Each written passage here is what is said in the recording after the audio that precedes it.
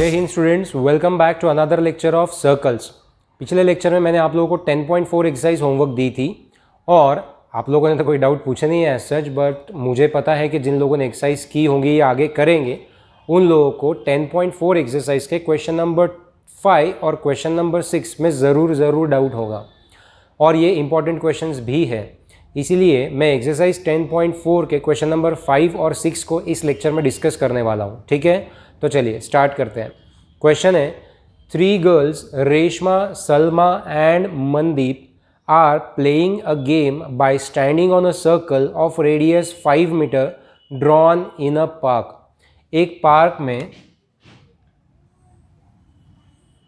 जिसका radius 5 metre है, यहाँ पर 3 लड़कियाँ जिनका नाम रेशमा, सलमा और मनदीप है, ये एक गेम खेल रहे हैं और वो लोग सर्कल की बाउंड्री के ऊपर खड़े हैं। Reshma throws a ball to Salma, Reshma Salma को बॉल पास करती है, Salma to Mandeep and Mandeep to again Reshma. इस तरह से ये बॉल पासिंग का गेम खेल रहे हैं और तीनों भी खड़े हैं सर्कल की बाउंड्री के ऊपर।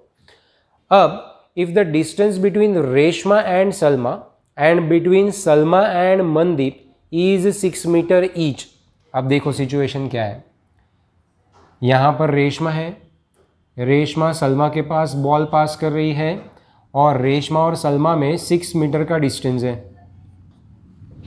अब सलमा जो है ये मनदीप के पास में बॉल पास करती है और मनदीप और सलमा में भी 6 मीटर का डिस्टेंस है, ऐसा वो बोल रहा है। अब मनदीप जो है ये रेशमा को बॉल पास करेगी तो नेचुरल है यहाँ पर एक ट्रायंगल बनेगा। ठीक है, और रेडियस जो दिया हुआ है वो दिया हुआ है 5 मीटर का, यानी अगर मैं यहाँ से यहाँ ज्वाइन करता हूँ तो ये 5 मीटर आएगा, यहाँ से यहाँ ज्वाइन करूँ तो भी 5 मीटर आएगा और यहाँ से यहाँ ज्वाइन करूँ तो भी 5 मीटर ही आएगा। ठीक है, तो ये दिया है रेडा है। आप कोई भी एक ज्वाइन करो तो भी हो जाएगा, बट तीनों का काम पड़ेगा दूसरे वे से, इसलिए मैंने ज्वाइन कर लिया है। What is the distance between Reshma and Mandeep? Reshma और मनदीप में क्या डिस्टेंस है ये हमको पता करना है। मतलब अगर आप देखो तो आपको RM पता करना है अकॉर्डिंग टू द फिगर समझ में आ गई आप लोगों को? ठीक है, आई होप आ गई होगी। अब देखो मैं क्या कर रहा हूँ, ये जो OS है ये नेचुरल है कि RM को कहीं ना कहीं कट करके गई होगी, तो जहाँ पर कट कर रही होगी यहाँ पर मैं A पॉइंट कंसिडर करता हूँ और मुझे अगर RM पता करना है तो मैं सबसे पहले RA पता करने की कोशिश करूँगा। जितना RA आएगा उसका डबल अगर करूँ तो मुझे AM पता चल जाएगा। क्यों? क्योंकि A जो है ये मिड पॉइंट होने वाला है RM का। बोले सर ऐसा तो कहीं दिया नहीं है कि भैया A is a mid point of RM, और A मिड पॉइंट तो है, ऊपर से OS जो है ये A से होके जा रहा, ऐसा कहीं नहीं दिया हुआ है। आप उल्टा कंसिडर कर रहे हो कि OS जब RM को कट करके जाएगी तो वो A पॉइंट होगा, तो A RM का मिड पॉइंट कैसे हुआ, ये आपका क्वेश्चन आएगा। बराबर है। तो जब आप आंसर में लिखोगे तो आपका आंसर चेक करने वाला भी आपसे ये जानना चाहेगा कि A जो है ये RM का मिड पॉइंट कैसे। तो पहले तो आपको A को RM का मिड पॉइंट प्रूव करना पड़ेगा। तो सबसे पहले हम देखते हैं कि हाउ डू वी से और how do we claim that A is a mid point of RM। ठीक है, तो सबसे पहले उसको प्रूव कर लेते हैं। अभी पहले आपको सारी चीज़ें मैं समझा देता हूँ फिर लिख के देता हूँ, यानी 2 बार रिवीजन होगा और कोई भी मेरा पहला वाला पढ़ के वीडियो को स्किप करके आगे नहीं जाएगा। मुझे उससे कोई फ़र्क नहीं पड़ता, आप आगे जाओ पीछे जाओ या देखो ही मत। ठीक है, लेकिन अगर आप 2 बार देखोगे तो आपका रिविजन होगा, बस इतना ही है, बाकी कुछ नहीं। ठीक है, चलिए अब यहाँ देखो कि अगर मुझे A को मिड पॉइंट बताना है RM का, तो मुझे एक तो नीचे के 2 ट्राइंगल या फिर ऊपर के 2 ट्राइंगल कॉन्ग्रुएंट बताने पड़ेंगे, तभी जाके मैं CP/CT से RA इक्वल्स टू AM बताऊंगा और तब मैं बोल पाऊंगा कि A जो है ये मिड पॉइंट है RM का। तो 2 ट्राइंगल चाहे नीचे के लो या ऊपर के लो, आपके पास में 2 ही कंडीशंस अवेलेबल रहेगी। देखो कैसे, नीचे के 2 लेता तो आपके पास में RS इक्वल्स टू SM है क्योंकि दोनों 6 मीटर दिए हैं, SA इक्वल्स टू SA है, कॉमन साइड है। अभी तीसरा तो आपको प्रूव करना है, मतलब आप थर्ड साइड तो ले नहीं सकते, तो आपके पास SS से भैया एक ही कंडीशन अवेलेबल रहती है, वो है SAS। अब A तो जो है 2 साइड्स के बीच में चाहिए, अभी आप जो दो साइड ले रहे हो कौन सी ले रहे हो, एक ट्राइंगल की आर एस और ए एस, तो आर एस और ए एस के बीच में कौन सा एंगल बनता है यहाँ पे, एस, इधर एस ए और एस एम के बीच में ये, यानी आपको ये दो एंगल इक्वल बताने पड़ेंगे, तब कहीं जाके आप एस ए एस टेस्ट से दो ट्राइंगल कॉन्ग्रुएंट बता पाओगे।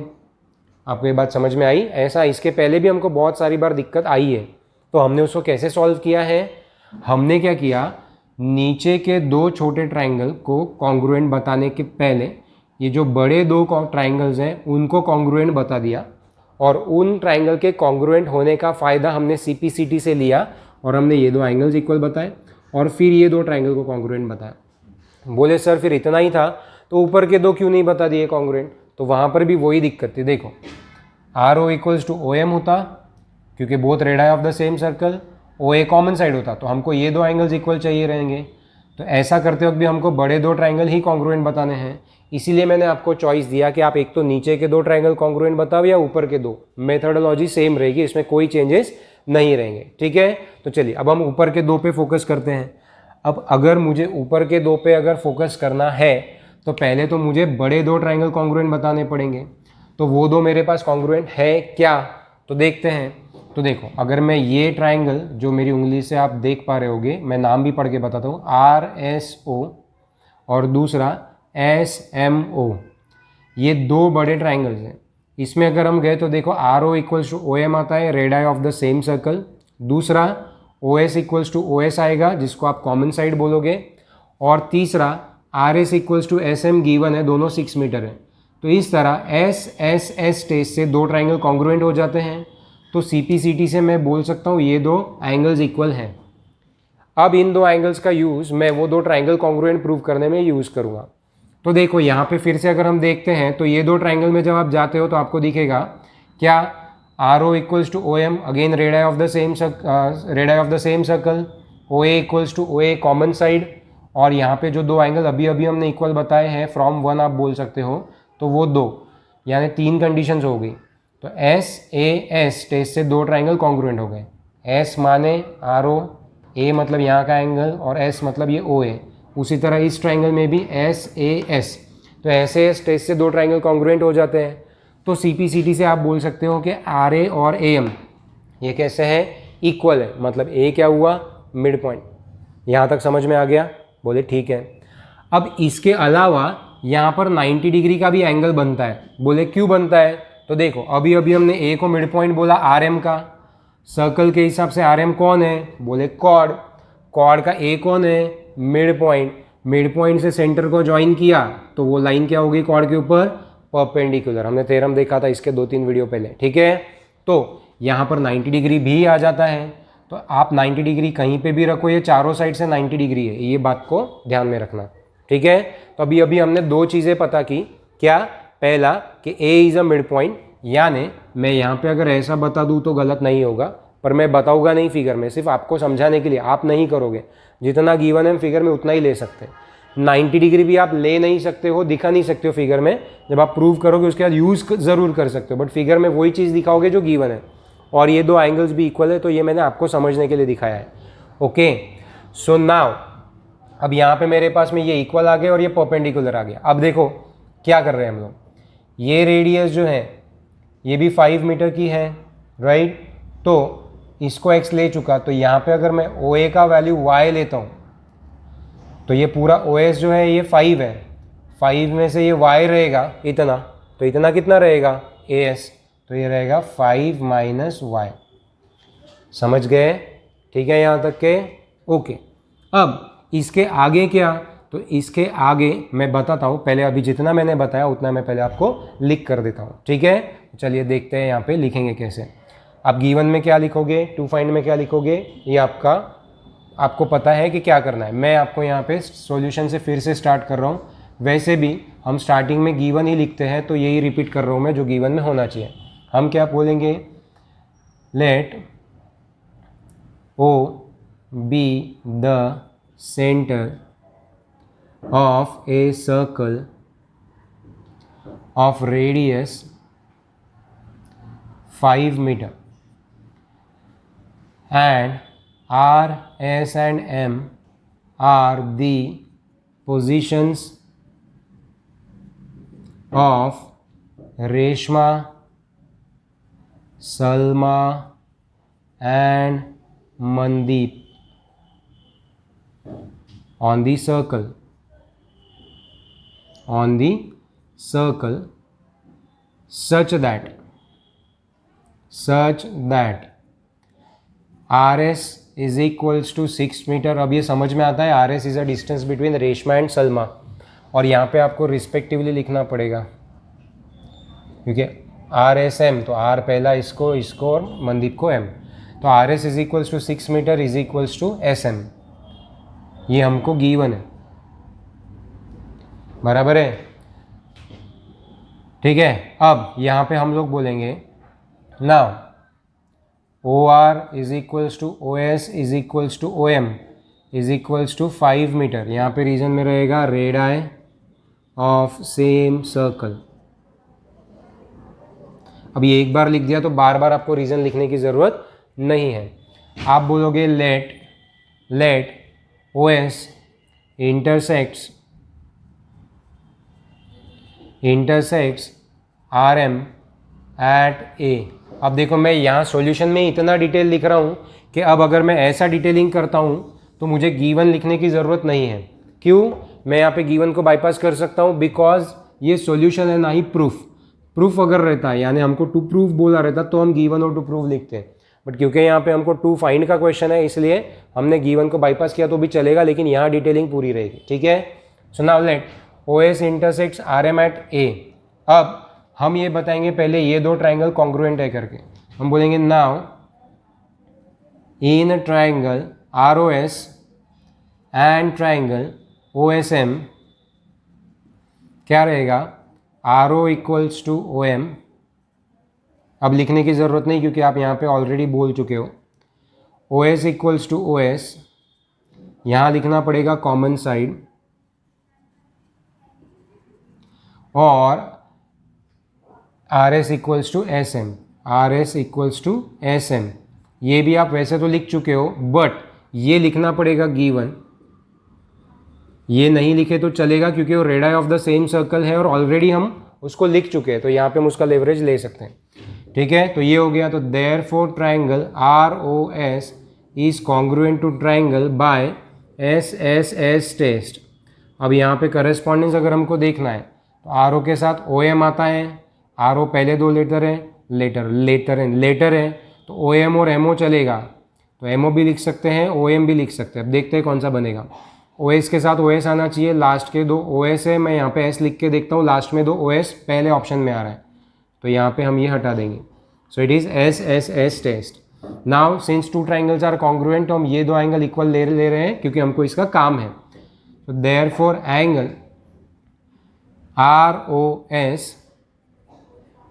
Is equals to angle MOS। Reason में क्या आएगा, CPCT। लेकिन हम जब ये दो ट्राइंगल में बात करेंगे तो S तक नहीं जाना है, हमको A तक ही जाना है, तो अब इसको दैट इज करके लिख देंगे। Angle ROA is equals to angle MOA। अब इसको नंबर 1 बोल देंगे, ये हमको काम में आने वाला है, ठीक है। अब इसको यहाँ पर लिख रहे हैं हम, ये दो छोटे ट्राइंगल कॉन्ग्रुएंट प्रूव करना है आपको, तो यहाँ पर लिखेंगे now in triangle ROA and triangle MOA क्या रहेगा, पहला यही ले लो, angle ROA is equals to angle MOA from 1। उसके बाद RO इक्वल्स टू OM, ये बताने की ज़रूरत नहीं है अभी। OA equals to OA common side, मैं काफ़ी डिटेल में लिख के दे रहा हूँ आपको। Therefore triangle ROA is congruent to triangle by SAS test. अब करस्पॉन्डेंस लिखना है तो एंगल हमारे पास है तो पहले एंगल का बेनिफिट ले लो। O बीच में है तो यहाँ पे O बीच में ही आएगा। RO के साथ OM है, RO पहले दो तो OM पहले दो, तो यहाँ पे M लिखना पड़ेगा, तो ये आ गया MOA हो गया। ये दो ट्राइंगल कॉन्ग्रुएंट आ गए। सो देयरफॉर यहाँ पे देयरफॉर क्या रहेगा, RA equals to AM। Therefore RA equals to AM is equals to आप x मीटर ले लो यहाँ पे और ब्रैकेट में बोलो से मतलब सपोज, और यहाँ पे बोलो इक्वल क्यों लिया आपने, CP/CT से। हो गया यहाँ तक के। अब आपको ये बोलना है कि OA जो है ये परपेंडिकुलर है RM पे, वो थ्योरम का यूज़ करके। तो यहाँ पर हम लिखेंगे therefore OA is perpendicular to RM, और यहाँ पे रीजन में लिखोगे कि segment joining the mid point of a chord to the centre is perpendicular to the chord. ये इतना बड़ा रीज़न हर बार आपको लिखना पड़ेगा, इसके बाद मैं बार बार नहीं लिखूंगा, ठीक है। तो यहाँ तक आ गया। तो अब आपने क्या क्या बता दिया है कि भैया RA और AM इक्वल है और उसकी वैल्यू x कंसिडर की गई है, और OA जो है ये RM पे परपेंडिकुलर है, जिसका रीज़न हमने यहाँ पे लिख दिया है। अब ये परपेंडिकुलर है तो चारों साइड से परपेंडिकुलर रहेगा, आप चाहें वहाँ पे वो ले सकते हो, ठीक है। अब मैं आपसे बोल रहा हूँ कि आप इसका पहले स्क्रीनशॉट ले लो, ठीक है, क्योंकि मैं इसको मिटा के आगे की चीज़ें करने वाला हूँ, ठीक है। चलिए, अब जो जो चीज़ें हैं वो सब मैं फिगर में लिख चुका हूँ, इसलिए ये मुझे इसका कोई काम एज सच नहीं है, ठीक है।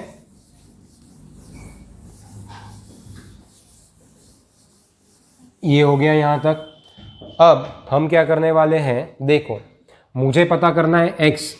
अगर मैं इस ट्राइंगल में जाऊँ या नीचे के ट्राइंगल में जाऊँ, यहाँ पे भी 90 डिग्री है, और पाइथागोरस थ्योरम लगाऊँ, तो मुझे x पता चल सकता है, बशर्ते मुझे यहाँ का y पता चले, ठीक है, या यहाँ का y पता चले। तो दोनों में भी आप देख सकते हो कि किसी भी ट्राइंगल में जाओ, दोनों में भी दो अननोन वैल्यूज़ है। तो दो अननोन वैल्यूज़ है तो हम दो जगह पे पाइथागोरस थ्योरम लगाएंगे, क्योंकि हमको दो इक्वेशंस मिलेंगे और फिर हम उसको सॉल्व कर पाएंगे। कैसे, देखते हैं। सबसे पहले मैं ये ट्राइंगल में पाइथागोरस लगाता हूँ ROA में। हम बोलेंगे now in triangle ROA angle A 90 degree है, तो एंगल का नाम बोलो RAO is equals to 90 degree.